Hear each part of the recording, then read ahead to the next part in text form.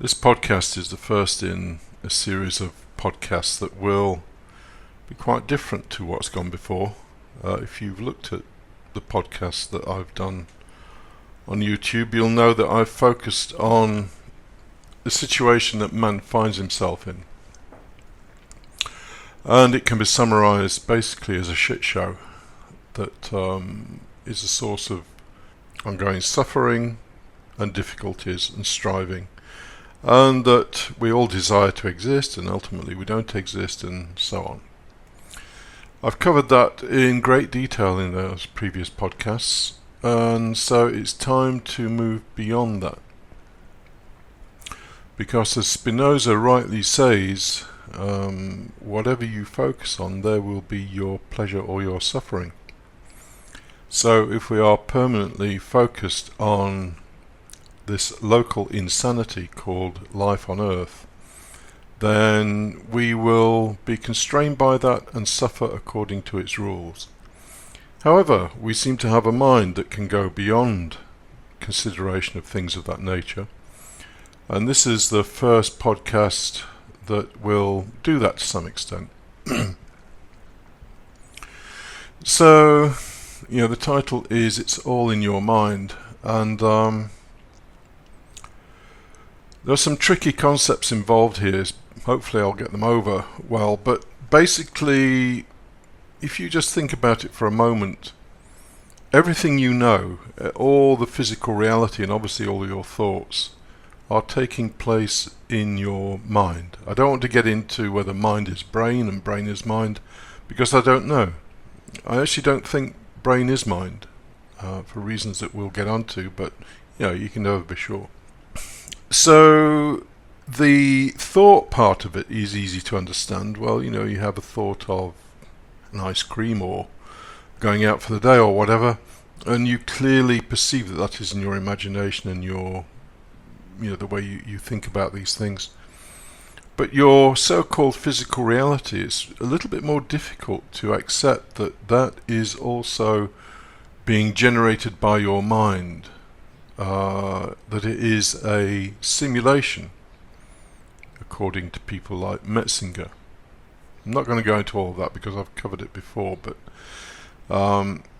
it's important to realize that our mind and physical reality are actually just two sides of the same coin. What that coin is, we don't know. This is what Spinoza said. He said, man perceives physical reality, and he's also aware of a world of thought. And man can elevate his thoughts to the point where he gets a taste of something a bit different. And Einstein famously said that all he wanted to do was taste a thought of God, one of God's thoughts. And I think he probably did that with his general relativity. Anyway, this is a little bit sort of technical, I guess, which may turn some people off, but please don't be turned off by the sort of technical nature of the presentation, because there's a really, really important point I'm going to bring out here. And I've done it via an example, which hopefully will blow your mind. If it doesn't, then you haven't understood it. So, there's currently a new movement called Biocentrism. It's a term that I hate. I hate it because it's somebody and some people trying to pretend that they've created something new, when all they're doing is basically plagiarizing work that has been done before. Work by people like Schopenhauer, Plato, the idealists in the main, the idealists saying that we effectively create our reality with our minds. Our mind creates our reality. You cannot deny that. There's nothing you can look at, touch, taste or whatever, where that sensation is not being created by your mind or brain, whichever term you want to use. So, Arthur Schopenhauer famously said, the world is my representation. In other words, the world is something you create. It's a representation that you or your mind creates. There's nothing out there. When you go for a walk in the park, you are going for a walk in your mind, because that park is created by your mind.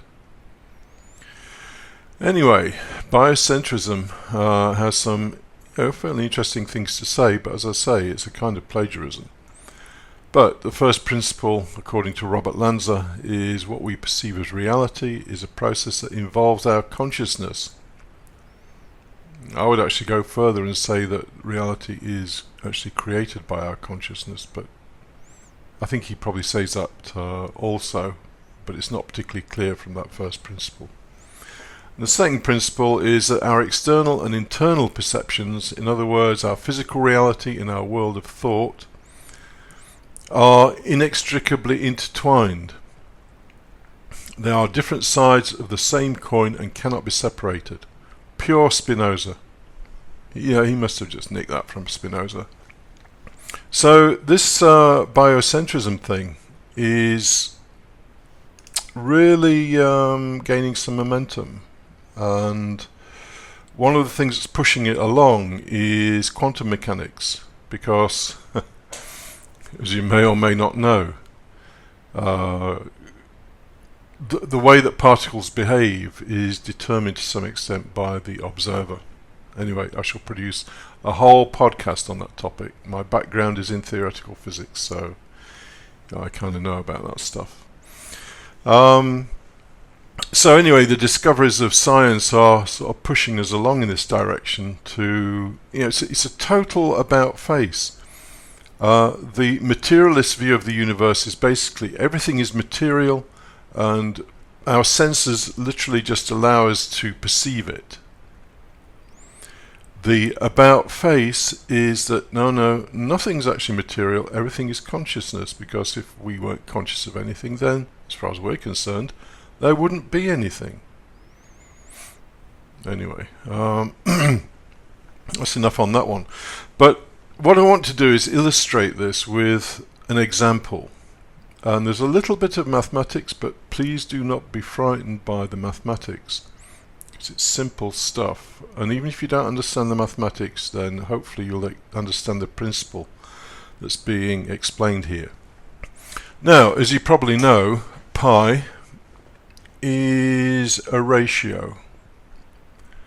Pi is the ratio of the circumference to the diameter of a circle. So you can see the circumference. It's actually, if you could take a measuring tape and just lay it on the outside of that circle, and then take the same measuring tape and measure across the width of the circle, in other words the diameter, and you took the ratio of those two things, then you would find that it's always the same no matter how big the circle is. It doesn't matter whether you're talking about planet Earth or a golf ball. That ratio between the circumference and the diameter is always the same. And so this number has been calculated to millions of decimal points because it never repeats. The numbers after the decimal point never repeat. It's what's called an irrational number. So pi equals to 4 decimal places 3.1416, and I've rounded it there. It just goes on and on and on and on. Millions of decimal places. So no matter how big the circle, that's the ratio between the circumference and the diameter. It's a physical thing. You can measure it. If you are a pure, hardened materialist and you do not want to admit that thought has any relevance to this whatsoever, you can just take your measuring tape, put it around the outside of a circle, a disc or a bottle, just measure the diameter and the circumference of the bottle, and you'll find that the ratio is 3.1416. It's a measurement thing. It's part of physical reality. That's what we find. But here is the weirdest thing of all. Pi can also be calculated. Now, don't be put off by that seemingly complicated formula. I'll explain it. But pi can be calculated purely from mathematics. No measurement involved whatsoever. So what is inside the brackets there? The 1 minus a third plus a fifth minus a seventh plus a ninth and so on. It goes on forever. So it would be minus 1 11th plus 1 13th. As you can see, the numbers at the bottom, the 3, 5, 7, 9, are odd numbers. So it just continues. A third, a fifth, a seventh, a ninth, 1 11th, 1 13th, 1 15th and so on. If you add all that lot together and then multiply it by 4, you get pi. Now, this is a pure mental construct. There is no relationship here to physical reality. And this calculation will give you pi equals 3.14, whatever it was. And it's the same number. Of course, in physical reality, you can only measure it, maybe to 4, 5, 6 decimal places, but not much more than that. Calculating it using pure concept, no hint here of relationship to physical reality, because mathematics is what is called a priori. We already have it in our heads. So the same number that comes from measurement, and the same number that comes from a pure construction of the mind. How can it be that physical reality and a pure construction of our mind say the same thing? Well, they say the same thing because they are the same thing. And the big man here was Immanuel Kant, who said that our reality is produced by our consciousness. So space and time, and that's the only way we ever know anything, space and time are products of our consciousness. They're not out there. As I say, when you go for a walk in the park, you're going for a walk in your mind. It's worth actually thinking about that and dwelling on it, because it gives a strange kind of different perception of the nature of reality. So Roger Penrose, who's a fairly well-known figure in the world of mathematics and theoretical physics, insists that mathematics is discovered and not invented. In other words, mathematics already exists in the world of thought. This would tie in very well with what people like Plato and Spinoza said. So these ideas are not new. It's just that these people, hundreds, and in Plato's case thousands of years ago, came to understand through their own intuition or reasoning. So there is a conclusion to reach here, and that is that mathematics, logic, philosophy, geometry, which are pure constructs of the mind, explain physical reality, because physical reality is also a pure construct of the mind. There is nothing else apart from mind, as the Buddhists have been saying for a long, long time. It's just that now we have the evidence, the kind of evidence that appeals to Western thought. And as Kant said, everything which is perceived in space and time has no independent existence outside our thoughts. And if you want to get into the real guts and the nitty-gritty of that, then you need to read the Critique of Pure Reason by Kant. Although, don't read the Critique of Pure Reason by Kant, because it will probably take you 2 years. And I have to admit, I struggle with it. I've been reading it for a while now, and it's difficult, and it's dry, and as it said in the introduction to that book, you can read it for an hour and a half and still not have turned the page over. So the conclusion is physical reality and mental reality are just really one and the same thing. They're just two sides of the same coin.